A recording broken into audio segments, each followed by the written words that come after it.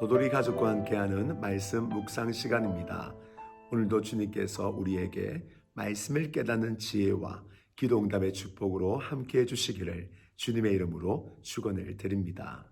오늘 함께 나누실 말씀은 누가복음 24장 1절에서 12절 말씀입니다. 예수님께서 십자가에 돌아가시고 3일 뒤 왜 천사가 제자들에게 나타나지 아니하였고 왜 여인들에게 나타났을까?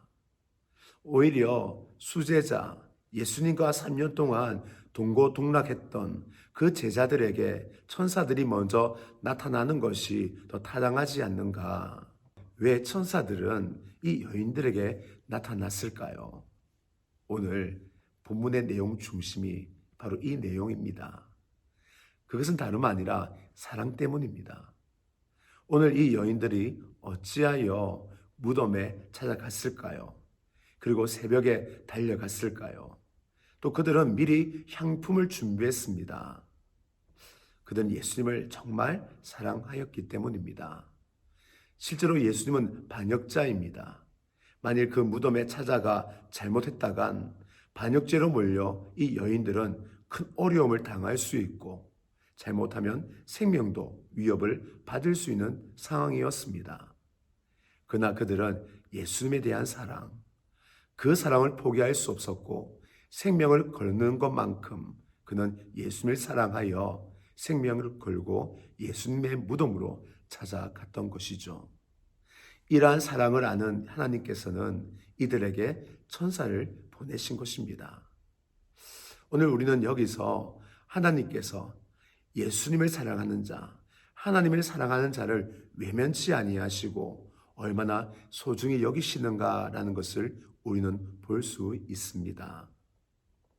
믿음, 소망, 사랑 다 중요하지만 그러나 가장 먼저는 사랑인 것을 볼 수 있는 것이죠. 왜 하나님은 천사를 이들에게 먼저 보내었는가? 제 나름대로는 하나님이 굉장히 급하게 보내셨다고 생각을 합니다. 이 여인들이 예수님의 빈 무덤을 보고 굉장히 근심하였습니다. 예수님을 사랑하였기 때문이거든요. 예수님의 시체가 여기 있는 줄 알았는데 아니 누군가가 시체를 훔쳐갔다고 생각하니 그 마음이 너무 아픈 것이었습니다.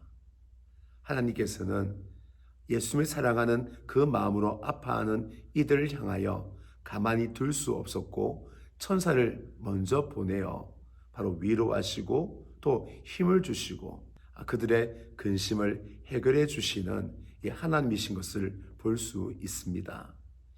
실제로 이 마리아, 이 여자들 믿음으로 보면 빵점입니다. 예수님의 부활을 전혀 몰랐거든요. 예수님이 다시 살아난 사실에 대해서 무지하였습니다.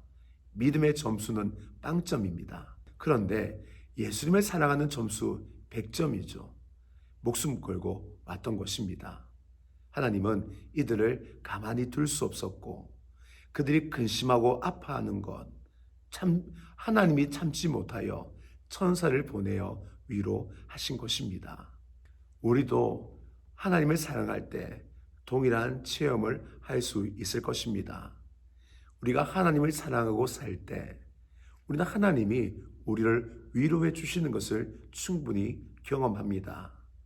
하나님을 사랑하는 자, 이 땅에서 고통받고 힘들어하고 아파하는 것 하나님이 절대 외면할 수 없습니다. 하나님은 모든 것에 강하신데 하나님을 사랑하는 자에 대해서는 마음이 약하십니다. 그리하여 우리가 당하는 고통, 아픔 참지 못하고 어떻게 하든 우리에게 찾아오셔서 위로하시고 힘주시고 인내하게 하시고 그리하여 기다려 나중에 문제를 해결해 주시는 그 하나님을 맛보도록 우리와 동행해 주시는 것입니다. 하나님을 사랑할 때 우리는 하나님께 큰 위로, 오늘 천사가 나타나 위로하였듯이 우리는 위로를 받게 될 것입니다. 두 번째, 하나님은 예수님을 사랑하는 여인들에게 이 부활의 소식을 먼저 가르쳐 줍니다. 이들의 신앙 잘못되어 있죠.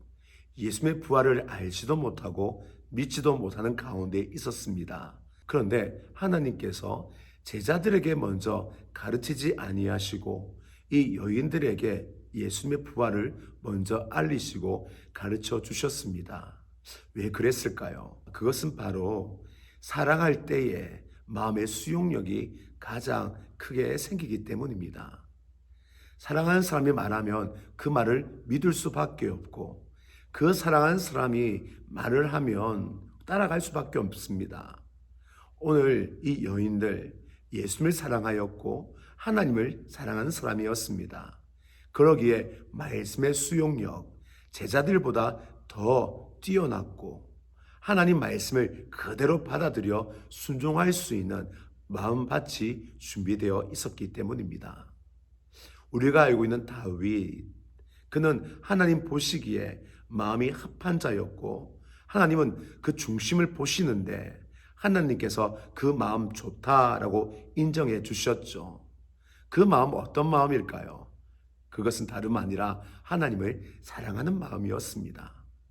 다윗도 부족한 것 많았습니다. 그러나 하나님을 사랑하는 그 마음만큼은 누구에게도 뒤처지지 아니하였습니다. 하나님을 사랑한다고 하여 우리 삶이 완벽할 수는 없죠. 다윗도 그랬습니다. 다윗도 바세바를 범하고 우리아를 죽였죠. 그러나 그럼에도 불구하고 큰 실수는 했지만 그 마음 중심에는 여전히 하나님을 사랑하는 마음이 있었습니다. 나단 선지자가 찾아와서 바세바를 범하고 우리아를 죽인 사건, 그 죄를 드러냈을 때에 다윗이 통곡을 합니다. 왜 통곡을 그렇게 쉽게 할 수 있었을까요? 그제서야 그가 깨달은 겁니다. 그는 속으로 하나님을 사랑한다 스스로 생각했지만 또 그 마음은 있었지만 어느 순간 그는 세상의 쾌락과 그리고 왕자에 대한 이 자존감, 교만함, 이 뒤범벅이 되어 하나님을 사랑하는 마음과 양다리를 거치고 있었던 것이죠. 그러나 죄를 드러냈을 때에 자신이 죄인이구나 라고 깨달을 수 있었던 것은 그가 하나님을 사랑하는 그 마음을 여전히 가지고 있었기 때문입니다. 우리가 하나님을 사랑할 때 하나님으로부터 올바른 가르침을 받을 수 있습니다. 저와 여러분이 하나님을 진실로 사랑하여 매일매일 찾아오셔서 나를 가르치시고 인도하시고 새로운 하나님의 지식으로 채워줄 때 아멘으로 화답하며 나아갈 수 있기를 주님의 이름으로 축원을 드립니다. 세 번째, 하나님께서는 또 예수님을 사랑하는 이 여인들에게 예수님께서 직접 3일 만에 다시 살아나리라 하는 말씀을 기억나게 하심으로 부활에 대하여 믿음을 가지게 하십니다. 왜 오늘 하나님께서 또 이 일도 이 여자들에게 먼저 일을 시작하였을까요? 그것은 사랑이 있는 그곳에 믿음이 자라고 소망이 먼저 생기기 때문입니다. 믿음, 소망, 사랑, 이 중에서 가장 먼저는 사랑입니다. 믿음도 사랑을 해야 믿음이 생깁니다. 우리가 예수님을 믿었지만 예수님을 믿는다라고 할 때에 그 근간은 하나님의 사랑입니다. 하나님이 세상을 이처럼 사랑하사 독생자를 주셨으니 하나님의 사랑으로 예수님이 오셨구나. 하나님 사랑으로 내 죄를 대신 씻어 주셨구나. 하나님 사랑으로 내가 구원을 받았구나.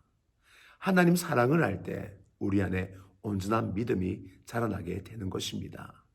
그리고 하나님 사랑을 온전히 할 때 흔들리지 아니하는 믿음을 가지게 됩니다. 소망도 마찬가지입니다. 하나님 사랑을 믿으면 소망이 생길 수밖에 없죠. 하나님은 전능자이시고 나를 사랑하고 계획하시고 일하시는데 내게 두려움이 있을 수 없습니다. 절망, 낙담, 낙심 생기지 않습니다. 생길 수 없죠. 하나님의 사랑이 나와 함께 하는데 내 운명은 하나님 사랑에 매여 있는데 어떻게 절망할 수 있겠습니까? 소망이죠. 그래서 믿음, 소망, 사랑 이 중에 사랑이 먼저입니다. 사랑할 때 믿음, 소망이 생기는 겁니다. 하나님을 사랑하면 우리 안에 결단의 힘이 생기고 순종의 힘이 생기고 소망의 힘이 생깁니다. 이것은 억지로 되는 게 아니라 그냥 저절로 되는 것입니다. 우리에게 지금 필요한 건 하나님 사랑을 알고 깨닫고 하나님을 진실로 사랑하는 우리 마음입니다. 우리가 하나님을 사랑할 때 우리는 부활하신 예수님을 우리는 충분히 경험할 수 있을 것입니다. 부활하신 예수님이 나와 함께 하시고 내 인생의 문이 열려서 이제는 하나님을 바라보고 믿으며 소망하는 삶을 살게 될 것입니다. 하나님을 더욱 사랑하는 저와 여러분 될 수 있기를 주님의 이름으로 축원을 드립니다.